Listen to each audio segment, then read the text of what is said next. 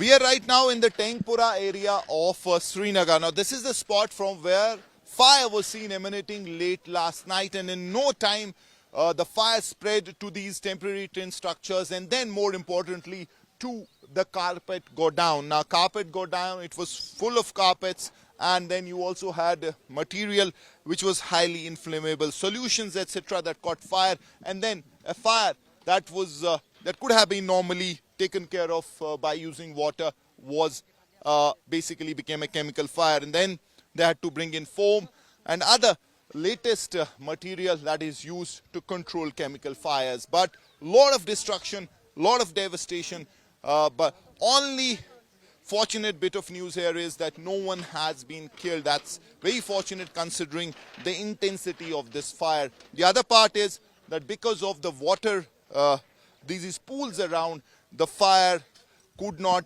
go to the other side or to the residential area. Had that happened, then it could have been a massive catastrophe. The fire services department, the local administration, police, local volunteers fought with the fire through the night. They battled the flames till finally this morning they caught control of the situation. As I said, still it is smoldering.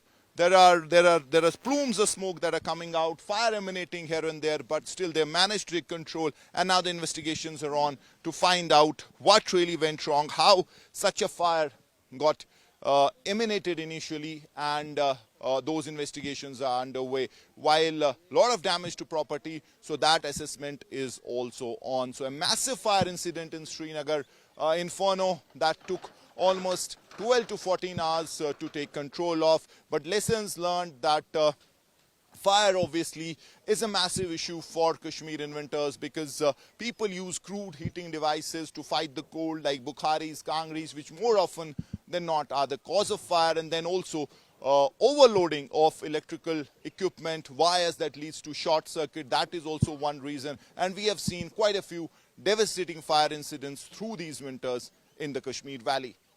With Campus Muzaffar Ahmed, Mir Farid, Srinagar for India Today.